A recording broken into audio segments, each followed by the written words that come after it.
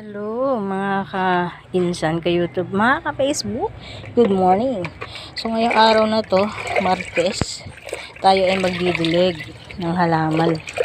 Maglalagay tayo ng vitamins. So ito po ay yung mga balat ng saging na kinain ko na yung laman. So ibinabad ko ho, pangatlong araw na ngayon. Bababad lang natin sa tubig. Tapos lalagyan ng isang kutsarang asukal para hindi siya mag-amoy. So, yan, didilig natin. Ito po, itong ginawa kong ito ay makakatulong magpabunga sa ating mga tanim. Yan, nakita nyo malulusog. So, ito yung mga binhi ng talong. Tumubo na. Nung mga nakaraan kasi, ulan ng ulan. Ayan. So, ganun lang kung gagawin natin. Bababad lang ito. Lalagyan ng asukal para hindi bumaho. Walang binhi yan eh. Ito yung sili. Ewan paano nangyari na dyan. Ito yung ating spinach. Kinakain talaga ng ano. Tanggalin natin. Mamayang hapon nga mag-ano ako.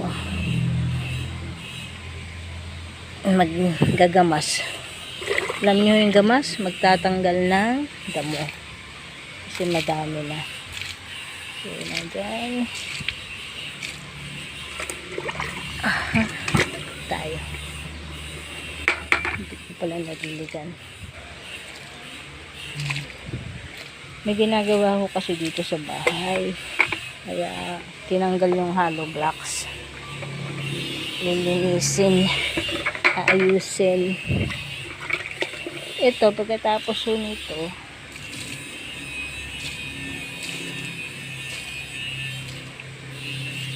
yan.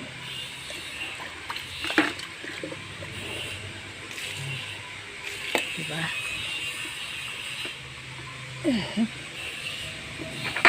Sana naman umaraw na ng maghapon. Okay, ating ampalaya. Ayan na.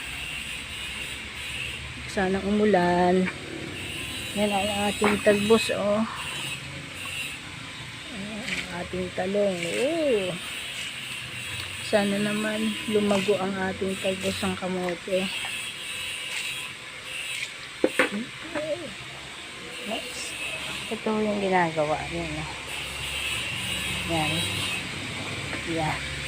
Kaya makalat. Pasensyahan nyo na.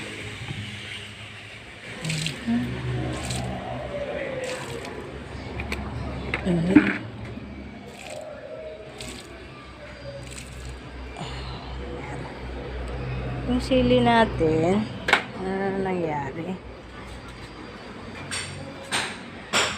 Wala na.